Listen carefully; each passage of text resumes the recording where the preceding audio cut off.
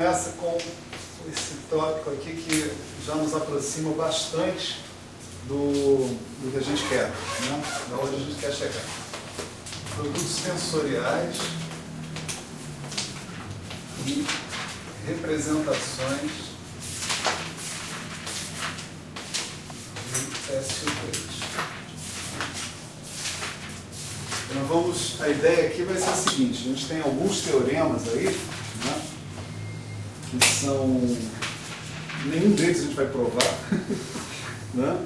Mas esses teoremas são bastante úteis para dizer que a gente é capaz de obter representações irredutíveis do SU3 por um método diferente desse método construtivo que a gente seguiu até agora, né? A gente seguiu até agora uma espécie de generalização da construção das representações irredutíveis do SU2, né? Que é peso máximo, operadores de abaixamento, né? Essas coisas tudo, operadores de escada, né? Agora a gente vai tentar obter representações irredutíveis de outra forma, né?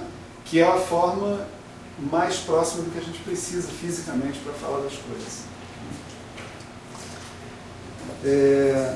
Então, corta tudo, a gente sempre faz revisão no início da aula, né? Mas agora o tópico anterior acabou. Vamos começar um novo tópico. Então começamos, né, do zero, a partir desse novo tópico. A primeira coisa que a gente vai rever, né, mas não rever porque eu tenha falado disso antes, mas rever porque é um conceito que, em princípio, todo mundo já deveria ter trazido da graduação, né? É o conceito de espaço-produto tensorial.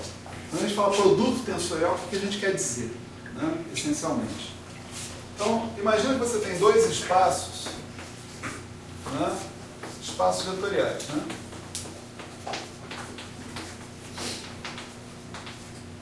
Tá certo? Dois espaços V e W. Então, o V possui uma base, que eu vou chamar de V alfa, tá certo? E o W possui uma base, que eu vou chamar de W, na verdade eu vou chamar de VA, e o W, a base de W alfa. Eu estou usando tipos de índices diferentes. Veja que esse A aqui não tem nada a ver com o índice da álgebra de Lie, não, pelo amor de Deus, tá certo? O A varia de 1 até a dimensão de V, né? E o alfa varia de 1 até a dimensão do W, né? Então são índices que não necessariamente cobrem a mesma faixa, né, de valores nem nada, né? Então são espaços vetoriais, cada um deles tem sua base, etc. e tal. Então suponha que você estabeleça uma correspondência entre esses espaços, entre pares de vetores. Você pode pensar em pares de vetores base, certo?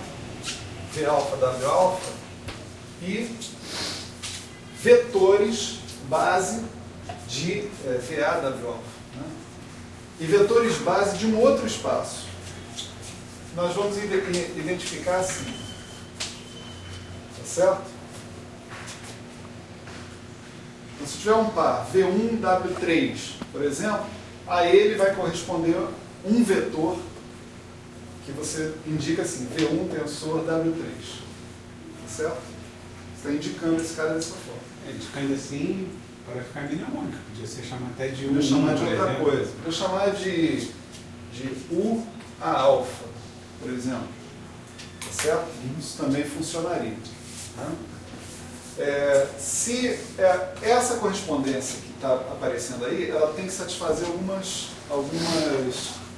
regras, né? As regras são as seguintes. Se você tiver um produto escalar, se você tiver uma correspondência entre VA e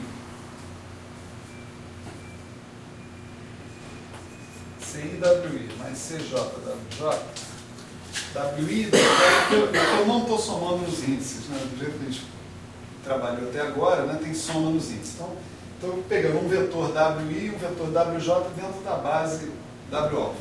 Então estou pegando CI, WI, CJ, WJ, são coeficientes adequados a esses vetores. Se a gente quiser, a gente pode colocar isso aqui entre parênteses, né? Mas colocar esse parênteses é muito chato, então não vou colocar. Para indicar que eu não estou somando sobre esses índices. Né? Esse é usual fazer assim quando eu quero sair da combinação de soma? Não. O usual é dizer, não está somando. São tão poucos casos que o cara diz, não está somando. Né?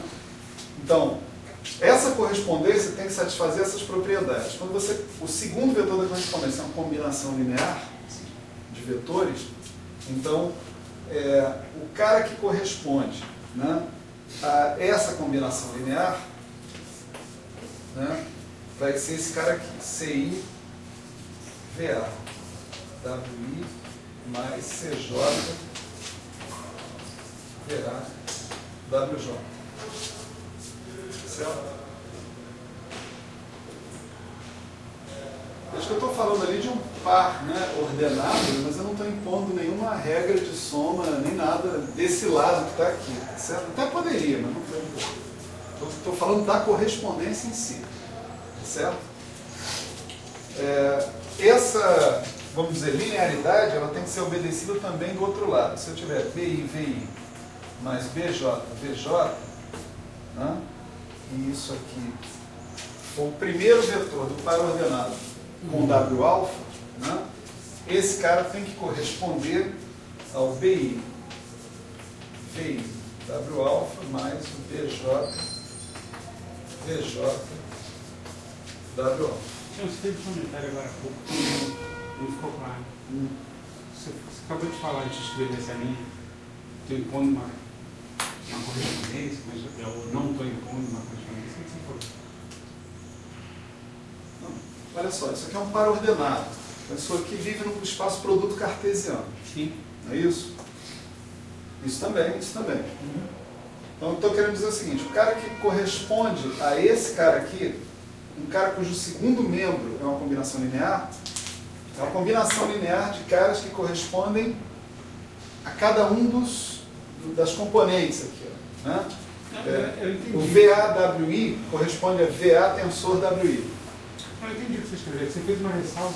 Aí Não, é que eu não estou dizendo que isso aqui é um homomorfismo, por exemplo. Não estou dizendo que isso aqui preserva a soma, porque eu não impus uma operação de soma no espaço produto cartesiano, só isso. Mas poderia impor.